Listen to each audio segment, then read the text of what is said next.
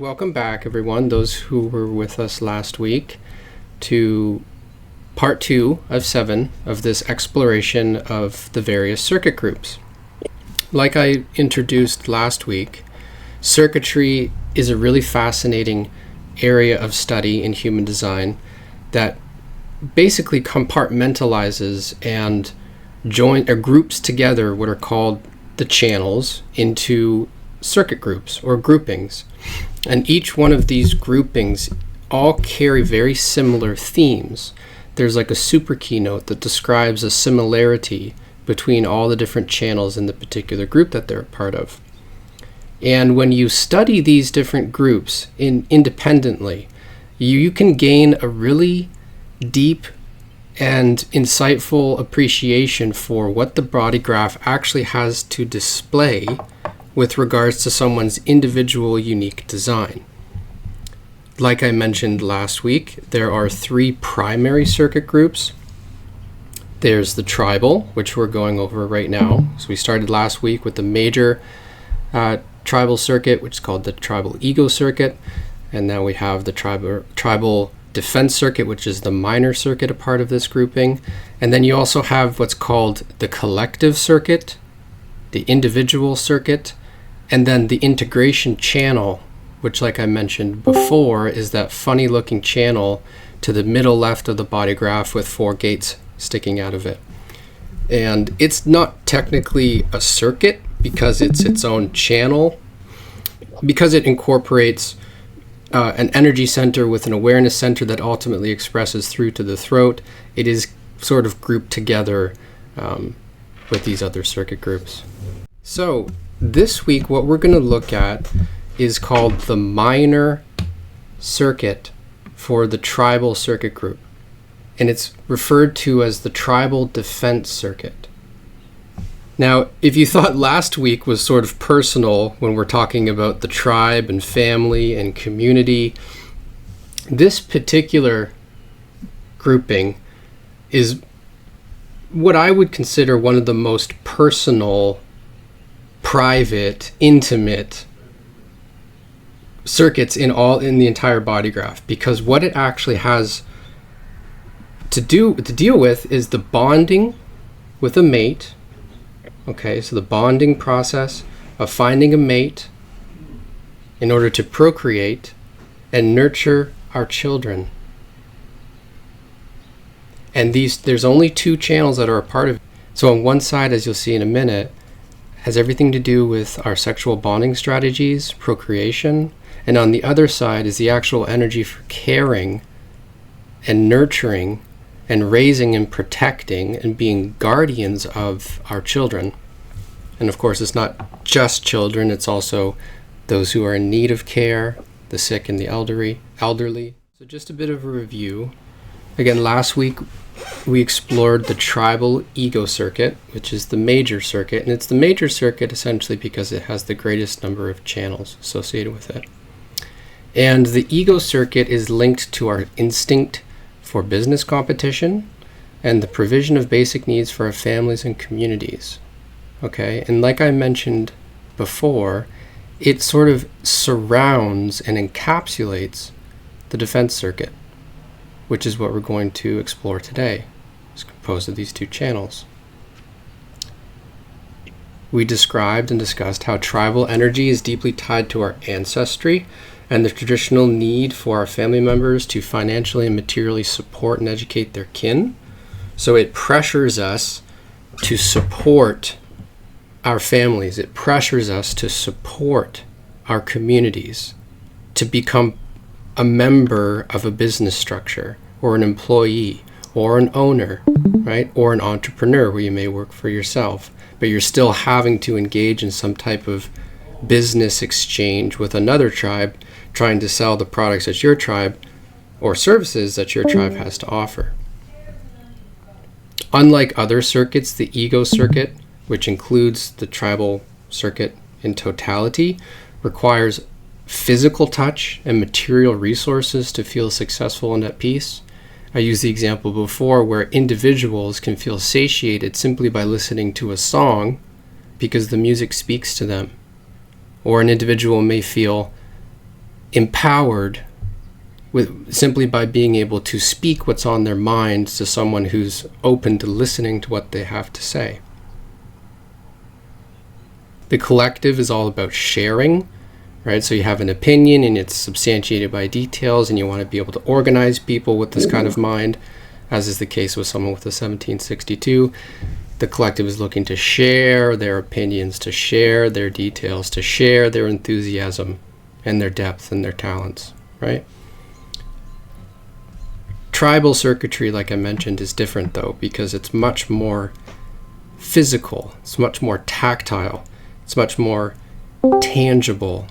It requires food, shelter, resources. I saw a comment last week from Prana, and it was a really good word to describe it, where there's this need for reciprocity, right? With the 4037, for example, where I do this for you in exchange for you doing this for me, and we're gonna establish a contract, and it's gonna be formal. And if you do not honor that contract, and if you do not honor that bargain, there's gonna be bitterness. If resources within a tribe aren't adequate, and people don't feel supported, feelings of bitterness and anger may emerge. And again, this is due to the fact that most of the channels in the tribal ego circuit are projected, meaning they're not originating from the sacral, and they don't have direct connection to the throat from a motor, right? So we have projected channels and one manifested channel. So you get this blend of bitterness and anger as a not self theme. Of course, the binary to that not self theme is success in the case of projectors, or peace in the case of manifestors. And lastly, the tribal ego circuit works closely with the defense circuit, emphasizing material and communal support for the health and longevity of our children and communities. Again, that's the sort of benevolent ideal expression of how this energy all works together, is that we're engaged in these communal bargains and entrepreneurial business structures where we all make money and share in the support of the procreation and the nurturing and the raising of the children and the caring for those who can't care for themselves. So like the tribal ego circuit, the defense circuit also shares the same super keynote of support. It's very much so similar to the ego circuit in that it is about physical support. It's about resources. It's about nurturing. It's about deep embrace and intimacy and bonding and coming together and establishing a union with another in the trust that together you can form a relationship that can be prosperous, fertile, and lead to an engagement where we're perpetuating essentially the species. And I say we as in, this is, you're thinking of this circuitry as its own person or its own entity. And just like last week, I will be using an example later on in the presentation of someone who had this energy in their design and did something quite remarkable in terms of how they set up caring and support systems for children in need. So the defense circuit represents our primal impetus to bond with a mate, procreate, and care for our children until they become mature enough to care for themselves and ultimately perpetuate the cycle. This circuit runs between the solar plexus, okay, and the sacral, so the 6 to the 59, or the 59-6 to the sacral, and the spleen, to the 2750 or the 5027, all depending on how you look at it. Bonding and sexuality and our physical act of procreation is what's represented by the 59-6. Okay, and as you'll see, what it's showing us when we look at the body graph is that sexuality and bonding is an emotional, sacral experience. and that the nurturing and the caring process, or the custodianship process, is an instinctive response or availability process. So we have essentially the sacral flanked on either side by the emotions and the spleen, right? On one side, there's the emotional wave process, and on the other side, there's this deep, deep, deep tribal, instinctive, survival awareness mechanism that's guiding us to nurture and care for that which we create. This minor circuit consists of only 2 channels. I think only the centering circuit, which is an individual part of individuality, has as many. But it's one of those minor circuits where there's very little actual channels involved, but they're incredibly significant to our human process. So these 2 channels represents a deeply essential part of what it is to be human, which is the ability for us to perpetuate our species through our sexual capacities and nurturing abilities. Like the ego circuit, the defense circuit demands support, touch, and material things in order to feel satiated. Without these elements, deep frustration may occur, and how our bonded relationships unfold, and how well cared for our children may feel. And why I'm saying all of those things is simply by stringing together the mechanics of what's here. We have the demand for support, we have the demand for material resources, and on one side you have a procreative process, and on the other side you have a nurturing and caring process. And for everything to essentially feel harmonized, somebody in the relationship will need to bring one of these components in their own way, with their own variation, in order for this circuit to feel complete, in order for it to feel supported.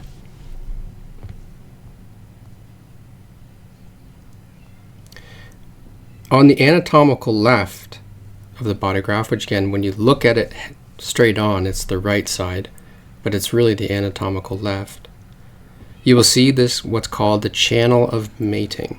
This is a design focused on reproduction. Here, you will see that this is an emotional generated channel, the only one of its kind in the body graph, and represents what we know as intimacy and the source of all emotional waves, which, if anyone has seen that blue chart that describes the emotional wave characteristics of all the different channels that run through the solar plexus, what you'll notice is at the very top, it highlights how the 59.6 is essentially the source of the wave. Okay? And you can look into that more through studying that chart, and there is some more information on it on the textbooks, but we're not going to get into much more detail on it today than that. Here, again, in this channel of mating, designed focused on reproduction, you will find a great energetic capacity for productive relationships, both in the context of reproduction, so bonding, coming together, creating children, and tribal business endeavors. And that's what's interesting about this energy, is this energy has the ability to sort of break down barriers and to warmly and openly establish supportive engagements and relationships with other people. Again, if you have this energy in your design, or you know someone with it, you may recognize how they can potentially have a very warming, open, enveloping presence. Of course, if they have the channel, they will be by definition a generator. Okay. This channel combines the sacral power for sexuality, which is represented by the 59th gate, with the solar plexus pleasure-pain principle and emotional wave dynamic of friction, conflict, in the 6th gate. And it's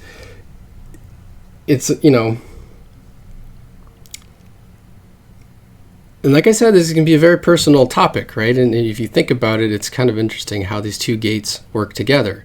Because the 59th gate is the gate of dispersion, it's the gate of sexuality, and the 6th gate being the gate of friction. Dispersion requires a little bit of friction, and now you have reproduction. Okay? You can think of it that way. So gate 59 represents the sexual drive to break down barriers, to penetrate, while gate 6 represents an open/closed diaphragm to intimacy. Okay, so the 59 is looking to break down barriers, to penetrate, and the 6 is essentially in the mirror to the 50, kind of like in its own way, a guardian to intimacy. It's either going to be emotionally open and available for the bond, for the emotional intimacy, or it's going to feel closed, right? And it's going to feel closed to the 59. Relationships that are formed through the context of this energy are often very personal, closely bonded, and potentially fertile. Now, this is something I wanted to add as context because it's a really interesting thing to consider when looking at your own design and pondering for yourself how you may connect to this particular circuit. There are these gates in the BodyGraph called profiling gates. And essentially how they work is they take the themes from these different gates, and I'm pretty sure there's 8 of them. There's 8 profiling gates. And each one of the 6 lines, if you look at your personal profile, in the case of the 59th gate, we're going to use the 59th gate as the example. If you look at your own personal profile on the design side, whatever number is there, for example, if you're a 6-2, okay, the second line, look to the second line. Because what you'll find is your personal sexuality theme can be understood by examining gate 59's lines and matching whichever one is in resonance to your design profile. For example, a 6-2 resonates to the second line theme of shyness and boldness as a bonding strategy, right? So a second line will always come across as shy, sort of unsure, and yet when called, they can be incredibly bold and forward moving, okay? And now again, if you look to your own design, your design profile number, and then you look to gate 59, have a look and see which one of those lines matches your design profile and ponder for yourself what that might mean to you in your life. Now this is another add-on because often you'll see this, right, in people's charts where even though that profiling gate exercise is true through resonance, you may not actually have that gate active in your design, or you may have the 59th gate activated in a different line, right? So you may have, for example, a 6-2 with the 59.4, okay? And it's something to consider that you may find that there's a sense of either harmony that is in the hexagram line structure. You will find harmony between the line in your profile and maybe the activation line that you actually have, or dissonance, meaning that it's not a direct match, okay, to your bonding strategy for sexuality. And again, for example, think of a 6-2 with the 59.4 may feel a dissonance because the second line and the fourth line are not in resonance, they're not in harmony, they're in dissonance to one another, okay? A 6-2 with the 59.4, which is the theme of brotherhood and sisterhood, it's very driven to break down barriers to establish union, may feel a dissonance between their natural tendency for shyness and the call me out to bond, and their activated gate of actually expressing a drive to connect with the need to be friends first in order to bond intimately with another. You see, it's a different energy, it's a different frequency, it's a different bonding strategy. And if there's a dissonance, it may feel for the individual sort of strange or unexpected or different to what their mind unconsciously may feel is appropriate for them. Essentially, it may come as a surprise. And again, it's one of the areas where it requires a bit of an analysis in order to determine and interpret what that may mean for somebody. Another important thing to note about the 59.6, because right now, again, we're focusing mostly on this channel of mating, is given the fact this channel is emotional, right, because it has direct connection to the solar plexus, by design, bonding and mating is something that occurs naturally in the context of an emotional wave, either through definition, because the individual may carry it, or the couple together may carry an electromagnetic connection here, or the transits, or connection through being around other people, okay? It's always going to be an emotional process. It's not like the other side on the spleen, where you have this in the moment yes or no splenic hit, right? Where it's all based on instinct. Bonding, mating, procreation is emotional by nature. And as we know, emotions are never 100% certain. There's a wave process. Therefore, it could be said that it is good practice to wait for emotional clarity before engaging in intimacy with another, where things like dating, courting, getting to know someone, or committed marriage is ideal when considering the ramifications of procreation. Because, and again, it's not just because of the fact that this is emotional, it's because, as you will see when we move over to the 2750, remember, these two channels are basically mirror opposites to each other. They're deeply connected. You can't get away from this side, right? It's always going to be there. It's like once the child is born, they immediately now become subject to the nurturing and caring responsibilities of channel preservation. And what you will see again when we move over to this side is our children, the byproduct of intimacy and mating, require long-term nurturing and custodianship in order to survive. Survive. I'm not even talking about thriving or growing into some highly successful whatever. I'm not even talking about that at all. It's just the simple act of providing our children with the sustenance required in order to survive. Okay?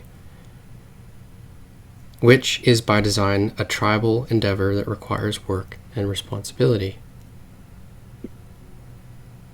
So again, don't take this as dogma. It's not even necessarily a rule. It's just something to consider.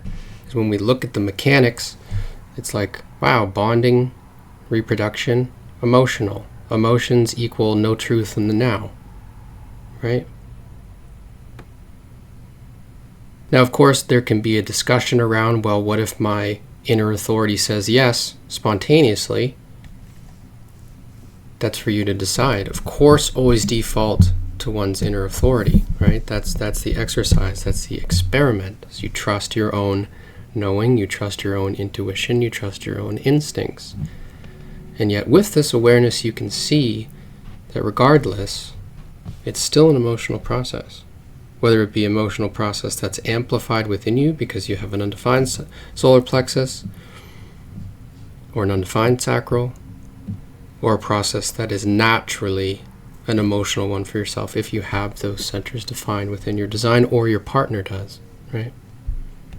So on the anatomical right of the body graph, which again is the spleen on the left, you will see the channel of preservation, a design of custodianship. This deeply tribal and supportive energy is tasked with the responsibility to be a custodian of and to others, and to ensure that the well-being, upbringing, and values of the tribe are passed on from one generation to the next, so as to ensure preservation of our communities and tightly bonded family units. Here is where you will find our deepest themes of nurturing, caring, altruistic concern for, and the instilling of traditional values into our children and those unable to care for themselves, such as the sick or the elderly. This energy represents an instinctual response, again, splenic, sacral, instinctual response, guided by the survival concerns of the splenic center, to take responsibility for those who cannot do so on their own, such as a child, and to care for them through responsive doing, such as feeding, offering medicine, or tending to a wound, just as an example. This channel combines the sacral center and its responsive availability for caring and nurturing with the spleen center and its instinctive survival awareness for responsibility, guardianship, and protection. Gate 50, by the way, as do all awareness centers, all three awareness centers carry themes of fear, anxiety, nervousness, but they're essentially all themes of fear. So gate 50 carries with it the fear of responsibility. That is the fear of taking on responsibility, like the responsibility of raising a child, or the fear that drives us to take on too much responsibility, which can be an equally frustrating situation, where it's you're sort of propelled by fear to take on responsibility for a bunch of different people, because the instincts say if you don't, well, again, if you boil it all down, someone might die.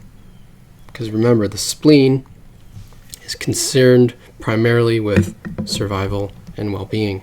Now, this is a good time to mention, of course, or comment on the conditioning impact of this energy. Because remember, as I'm describing it, I'm considering it in isolation and as though it is defined in somebody's design. However, of course, when you look at your own chart or the charts of people you know, very seldom will you actually see someone with this entire minor circuit activated. Often there'll be a component, right? Someone may have a single gate or two gates, maybe one on either side, or they may have 1.5 channels or just a single channel. But at some level or another, we are all conditioned by this frequency. Impetus to bond and to care and to nurture and to raise and to work hard to ensure that our young are brought up in a protective environment, right? And it's just something for us all to consider when we look at our own designs. Look to see which gates or channels you may have activated, and look to see which gates or channels may be either dormant or open. And of course, you may actually have no activations in this minor circuit group at all. And, technically, you would be conditioned in that area. Is that a bad thing? No. Is it a good thing? Not necessarily. It can be, of course. Children are a beautiful result of bonding. And yet, it's to understand how we can be so deeply conditioned by this process, especially because it's emotional, and it's not something you can really ever quite grasp with the mind, which is where most of us go by default to make decisions. Again, just looking at the body graph visually, you can see how these energies are very much so about the form, about the body, about our inner splenic and emotional awareness processes. And there's actually no direct way through this particular minor circuit of even being able to talk about it, right? Or identify with it. It's instinctive, it's emotional, and it's an area where we can be incredibly conditioned. Again, not good, not bad. It is what it is. It's for you to ask yourself if you have been conditioned in this area, if you're experiencing your not self theme. It may likely be as a result of the conditioning themes that arrive through these different processes. So we'll move on to the centers and gates and channels associated with this energy. And essentially, again, this circuit is a little bit simpler than the tribal ego circuit because it has less channels, right? There are less life force channels involved in this circuit group. You'll see that really it's made up of 3 centers, the sacral, the solar plexus, and the spleen. So what do we have associated with this energy is we have an availability and productivity for procreation, combined with an emotional drive for social bonding that is either open or closed to intimacy.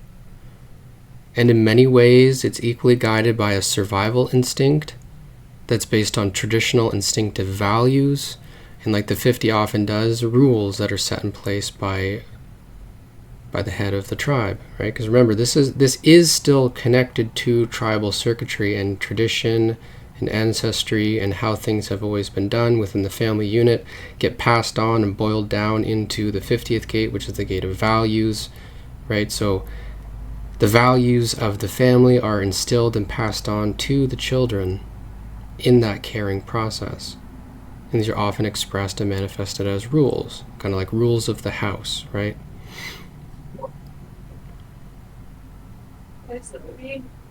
Should actually only say 4 gates, 2 channels. So the 59.6 is the channel of mating, designed focused on reproduction, and like we've covered in detail already, it has a lot to do with our sexuality and our bonding strategies and the act of procreation. The 2750, the channel of preservation, design of custodianship, has a lot to do with the nurturing of others and instilling tribal values. And now again, each one of these channels can manifest in a wide range of extremes, okay? All the way from celibacy to having many, many, many children with potentially different partners, okay? Or someone who's not caring or nurturing at all, to someone who is incredibly caring and incredibly nurturing and may actually establish a foundation for the caring and nurturing of others, which is what we'll now go into, and using this wonderful example of someone who did carry quite a lot. Like I said, sometimes you'll see this, you'll have like 1.5 channels in a circuit group. Okay. And again, just before I move forward, is there anybody else who may want to share or ask a question or reflect on something that's come up for them in seeing and understanding this energy?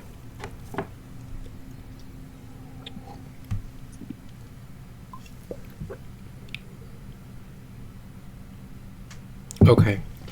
So this is another example like last week with King George V, where you have, I'm using these really powerful figures from history because it helps to see someone who carries this kind of energy and has done something essentially with it through their own actions in the world to show you how people can embody this kind of quantum and express it. So Eglantine Jebb, born on the 25th of August 1876, so quite a few years ago, was a pioneering British social reformer and humanitarian, best known for her foundational role in establishing Save the Children, one of the world's leading child welfare organizations. Born into a privileged family, Jebb's early life exposed her to issues of social justice. Again, she was a 1222. Social justice, igniting her lifelong dedication to children's rights. In 1919, in response to the post-war suffering of children, she co-founded Save the Children with her sister, Dorothy Buxton. Beyond her immediate charitable efforts, Jebb's lasting legacy is the drafting of the Declaration of the Rights of the Child, which she presented to the League of Nations in 1924. This was a precursor to the United Nations Convention on the Rights of the Child, adopted many decades later. Jebb's conviction that all children deserve a future free from hunger, conflict, and exploitation has left an indelible mark on international child protection and welfare standards. Today, she is remembered not just as an activist, but as a visionary who saw the inherent rights and potential of every child, irrespective of their circumstances. So again, like King George, the king with the channel of money, here we have someone with the channel of mating, a design focused on reproduction. It's part of their inner authority process. And in a way, if you actually link it, do a bit of keynoting, what do we have? We have the social reform in the way we mate and bond. So a socially impactful individual with a unique individual perspective on how we should better care for the result of our bonded relationships. Okay, so a design focused on reproduction with gate 27, caring, nurturing. And I thought it was kind of interesting because I'm pretty sure, and I don't have it displayed here, but the 27 for her is Uranus, so there's this like unusual inventive quality. So an unusual inventive quality with respect to her nurturing and caring concerns built right into her design. Okay, so here's someone naturally designed to be a role model of someone who cares for children, someone who cares about the results of bonding, right? Make a child, that child should be cared for, irrespective of their circumstances.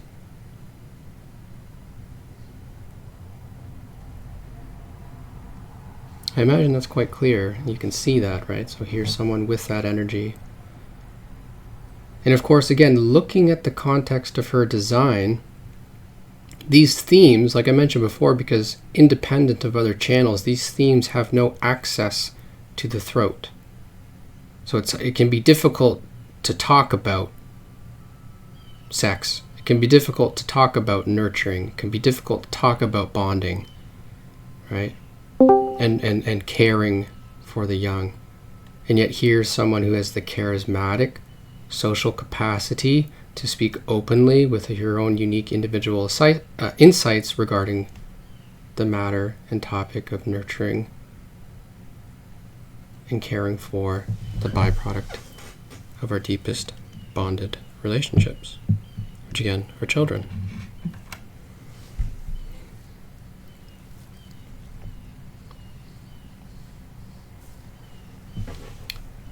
Like last week when I mentioned to you to note which centers are missing from the tribal ego circuit, it's also interesting to note which ones are missing from the defense circuit.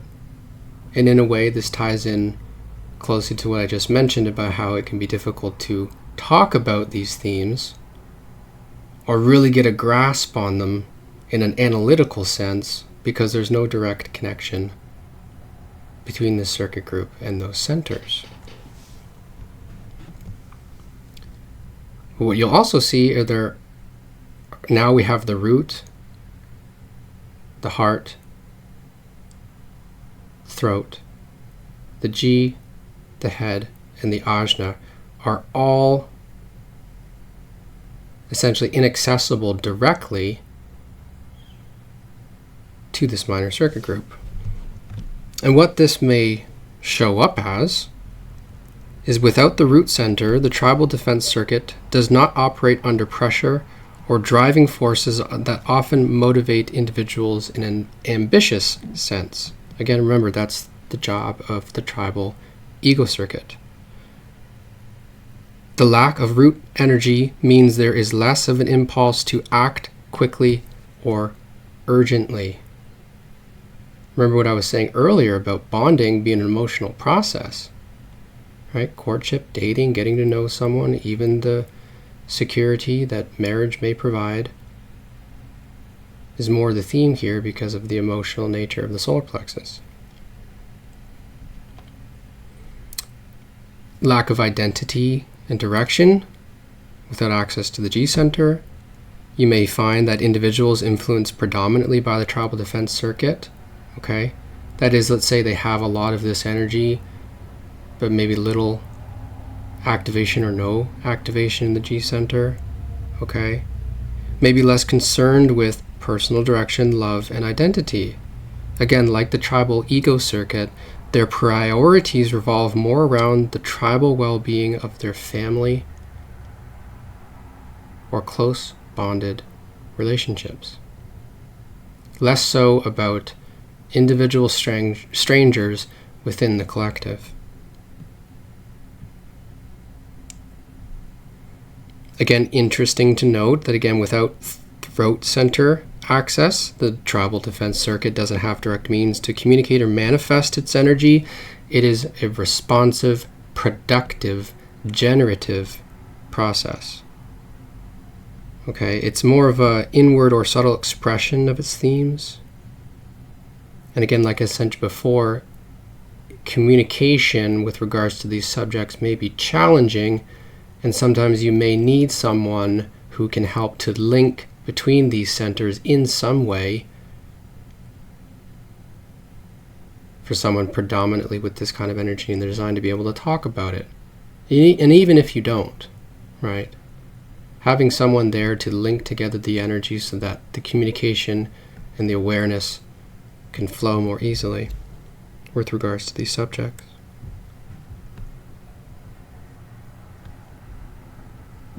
Like with the tribal ego circuit, without the head and ajna, there's a lack of mental pressure and analytical processing. It suggests that decisions within the circuit are often made based on emotions, instinct, okay? It's not about analytical inspiration. It's about the splenic awareness, guiding the nurturing process that is a result of emotional waves pulling us into deep bonded relationships whereby fertility and support can be experienced. Not about overthinking or analysis.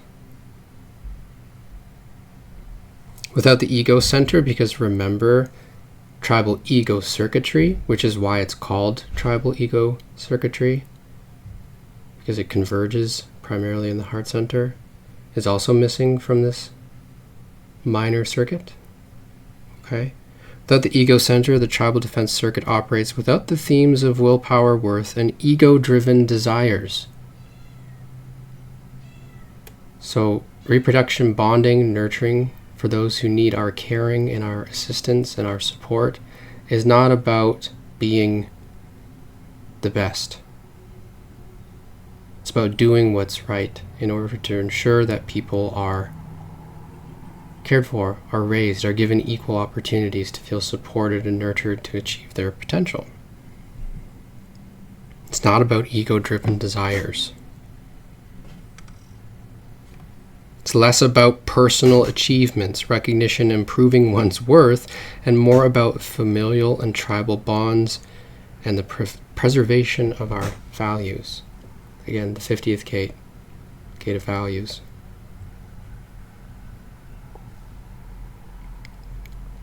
In summary, the uniqueness of the tribal defense circuit lies in its pure focus on tribal reproduction, bonds, caring, and custodianship, driven by emotional and instinctive processes rather than mental analysis or ego-driven motives.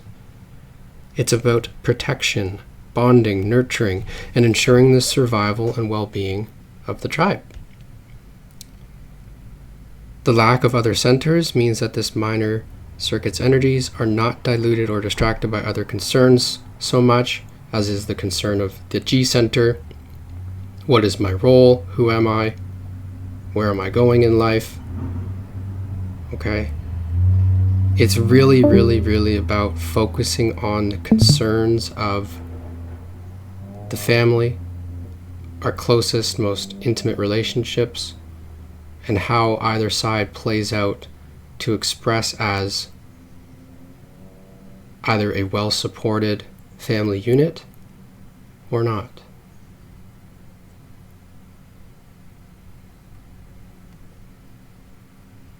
Again, like I mentioned before, tribal ego circuitry is where you will find the themes of bitterness and anger, okay, or success and peace, whereas the defense circuit is where you're going to find themes of frustration and the bonding and the nurturing of the children, or a deep, deep, deep, deep satisfaction in the coming together and the raising of the children and the caring for those in need. Did you want to come on and chat, Bagel? You're welcome to. Yeah, I'm happy to have the conversation. Cool. Okay, great. So you can see your chart up on the screen? Yep. All right. So again, isolating the defense circuitry. So first thing's very obvious is that you do have a whole channel in this minor circuit. Channel of preservation, design of custodianship. And I would also say, in a way, it's a big theme for your design, given the fact that it's part of your incarnation cross with the 50th gate. And in Pluto, so we got the deepest truth, and your unconscious Mercury, communication. So in a way, it's like your energy is here to feel grounded and express its deepest truth through communication, through the communication of your nurturing and generous tendencies to those within your close-knit familial community, right? In a way, it's like you're here to be Papa Bear, you know, to pass on the values, the rules. You know, it's an easy way to think of the 50 as like the rule maker, or like the rules of the house, right? Yep. So it's like you're making the rules, and you're instilling the rules, and you're keeping those rules, and you're protecting. It's all about protecting the children as a result of the rules that are made. It's not just without reason, right? Right. It's like you put your helmet on and do it up and make sure it's tight, you know? Yeah. When you're going for a bike ride. Simple things like that. So it's not too big of a deal that my son is 4 years old and he's already got a concussion from not having his bike helmet on properly. Well, live and learn. It is primarily unconscious to you too, right? So it's like you're... Yeah. No, I just thought it's funny you use that analogy, because he just got a concussion, like, you know, a couple months ago from that. I was like, what are you doing, man? Right, you freak out. Yeah. No, and I said it earlier, but it's interesting. Both my mom and my dad have the same full channel, which is interesting. I don't know. I wouldn't think, you know, your parents like pass it on to you, since it's more about like when you're born. But is that uncommon for like it to be shared like that through both mom and dad and self?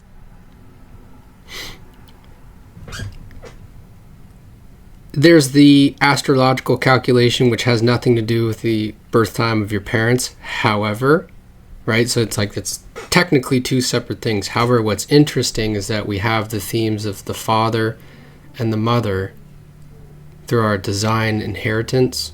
And it just so happens that the 50, so this is like a theme that you would have inherited from your mother, right? Is to be the custodian, to be the guardian, to be the protector. It's just something to think about. It's and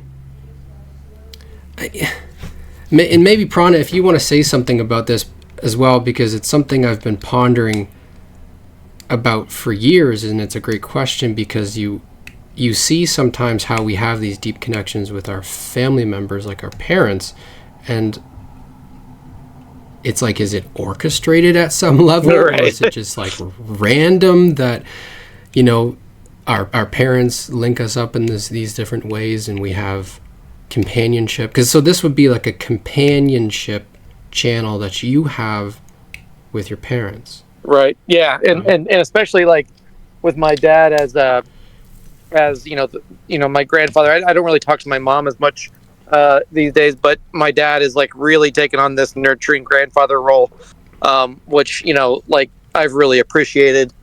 And so I just didn't, like you said, it kind of felt like, man, is this somehow like a part of the like someone planned this? You know, because it definitely feels like a like that's how we reconnected. I didn't know my parents when I was younger because I was adopted, but when I did finally get to know them when I was an adult, this is how it's been through. It's been through my grandchildren, through the nurturing of our family. And so I thought, man, this really feels like something that was like somehow pre-planned. But of course, I didn't want to like assume that. It just felt like it.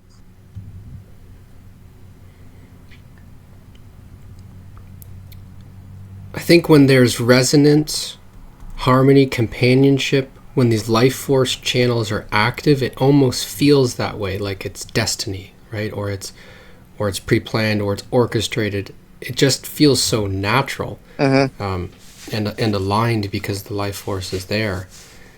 And again, another thing for you to remember: most of this is unconscious to you. What is conscious is in your Pluto, so that's going to take a lifetime's worth of discovery, right, in order for that truth to unfold. That you have this tribal responsibility for the nurturing and preservation of the young.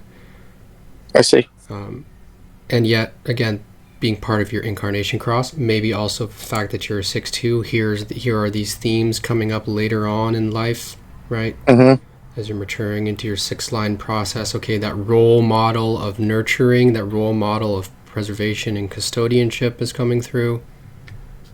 And it's again, Mercury being in the 27, this is communication and thinking at an unconscious level. Your form is always thinking about, okay, how do I care for and nurture the children? It's like what you're here to communicate is a level of caring. Yeah. There's some deep wisdom in what you're saying right now. This is hitting me pretty hard. Yeah.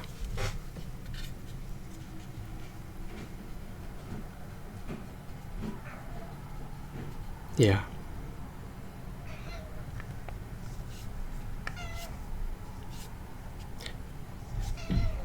It's one of the things I've been trying to stress this whole time when we talk about the tribal circuit.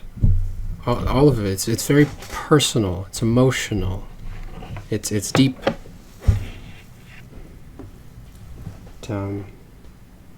It doesn't always work out as our minds think it should, right? That's why I was stressing the lack of the connection to the ajna, which wants to plan perfection into infinitum.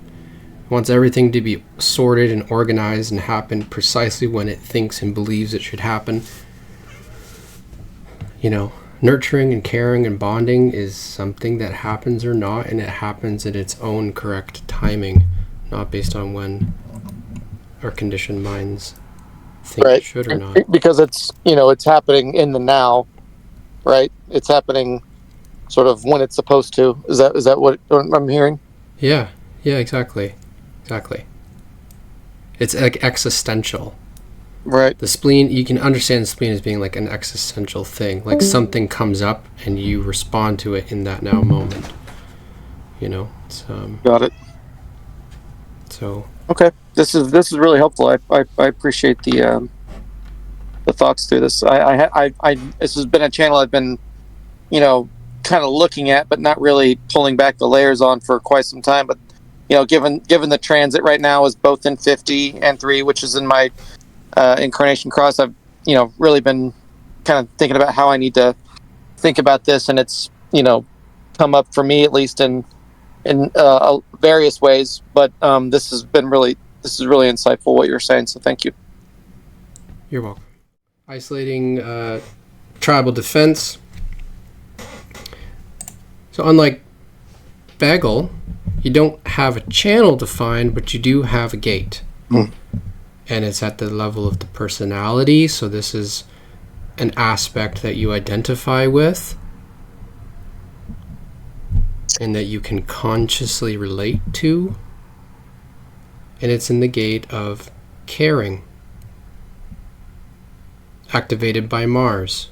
And what does Mars bring? Mars brings the themes of a maturing energy. Mars does not start its life mature. Basically begins life as immature and grows into something that over time becomes mature, often through experimentation, tussles, trial and error, right?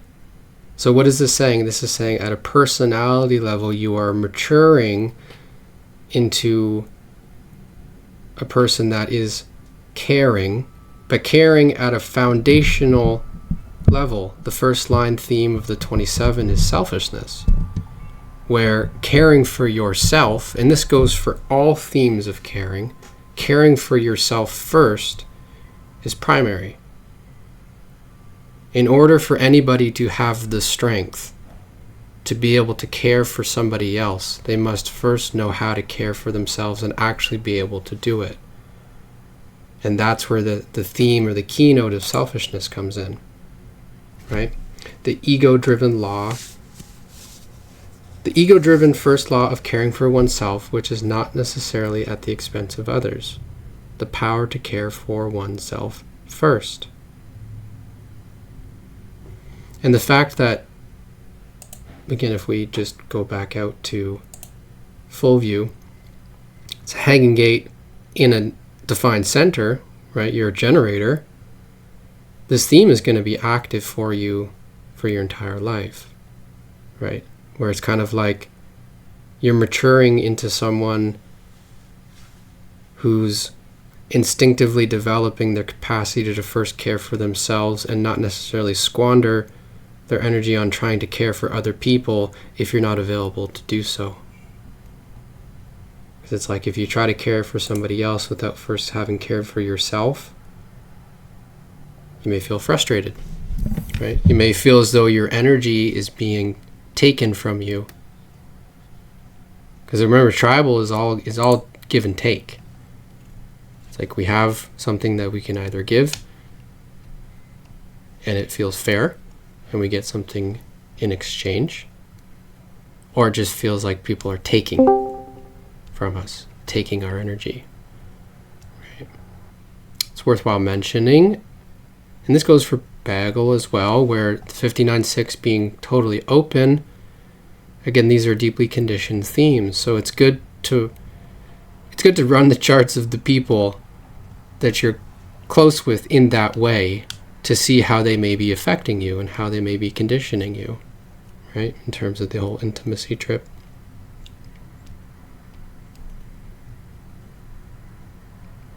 It can provide a great deal of insight. And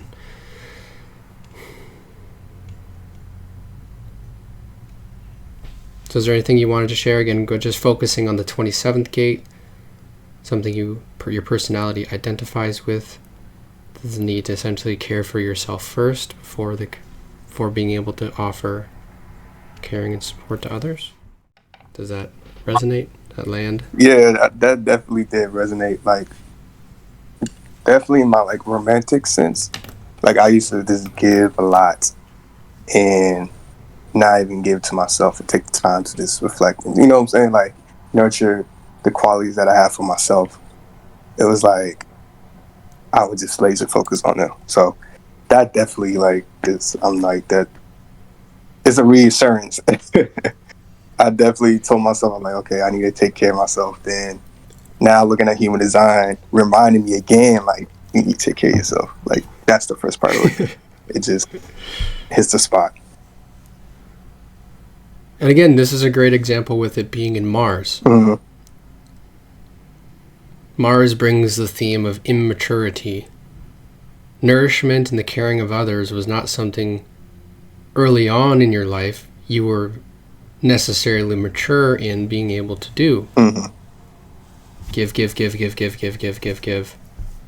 Right? Right. And yet, as you're growing, as you're developing, as you're mastering the qualities of being a 5-1. And so, do you mind if I kind of bring in one of those examples from before? Because it's interesting. With your profile, you're a 5-1, and so there's resonance here, okay, between the design profile and the 27-1, okay? So there can be... remember, first lines are meant to be very self-absorbed, right? There's a need to be strong in one's own personal foundation in order to live into the projections placed upon your personality with the 5, right? So again, another reinforcement of the need to care for yourself, nurture yourself, in order to be able to live into the expectations of the 5th line personality, which is again to be like a savior, to be practical, to be able to respond to the call of others in times of need and crisis. To be a force for empowerment. It's hard to be a force for empowerment when one is, depleted. And so okay. Thank you for letting us explore this, and I hope that was insightful for you. Thank you, Life Force. I appreciate it for the wisdom that you always carry, man. Keep doing. You're welcome.